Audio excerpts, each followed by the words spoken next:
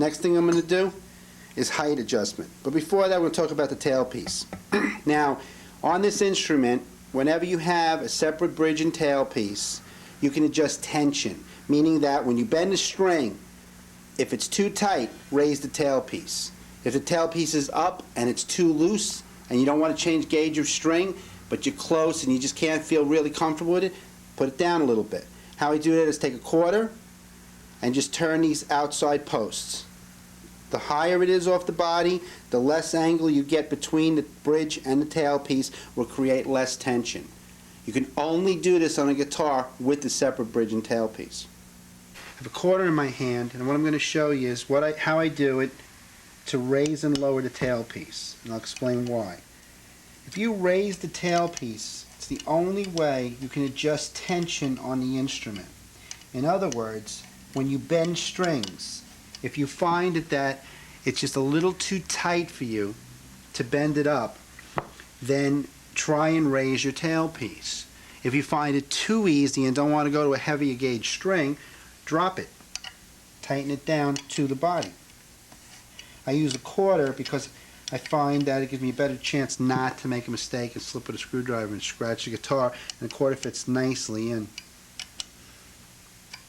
Okay, here we're going to talk about relief in the neck. Right now this neck is totally loose. The truss rod nut is totally loose, so it has the biggest bow that it's going to have. How you check for relief in the neck, how I do it, is put one finger in the 12th fret, take your thumb of your other hand and put it in the first.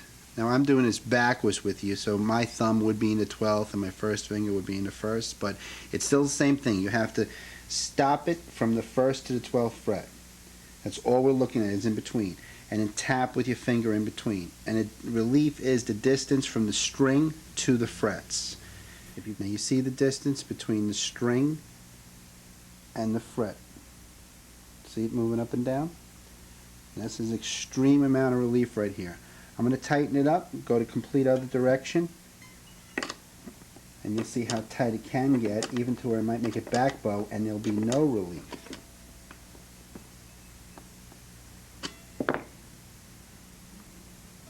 There's still very little, and tighten a little bit more.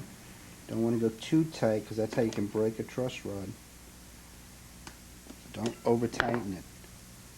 Okay, there it is. No relief. See, it's almost laying, it is laying right on the fret. Okay, you turn it back down, loosen it.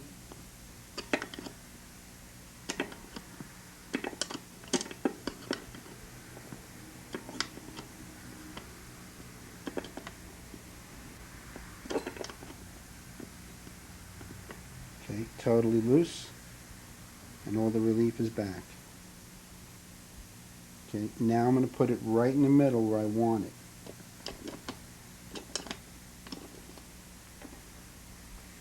Still a little bit too much.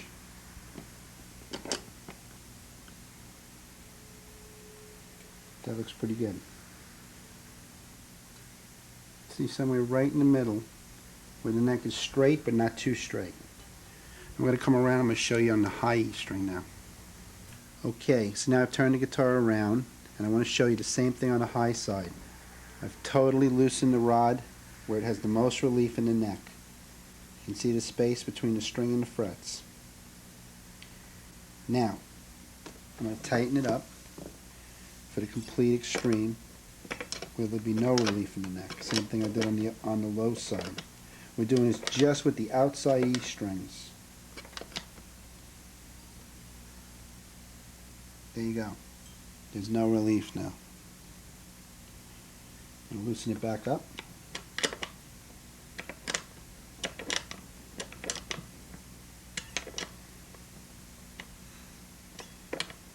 Remember I showed you taking the nut off totally?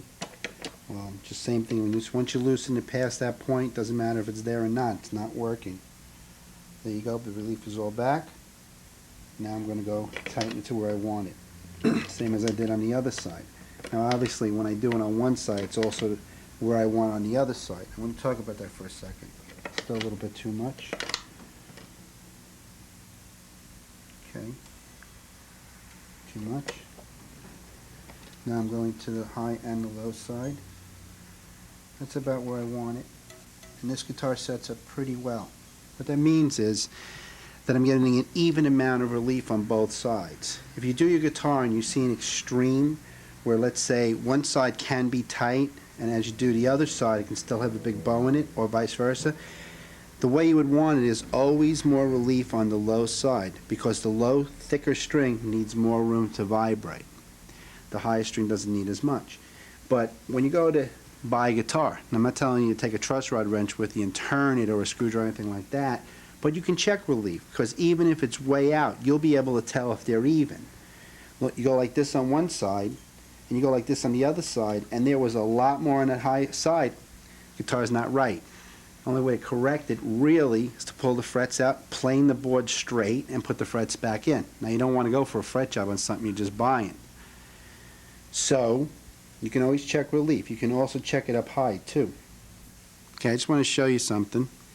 If I tighten up on this truss rod wrench too much, where we have no relief in the neck, this is what you're going to hear.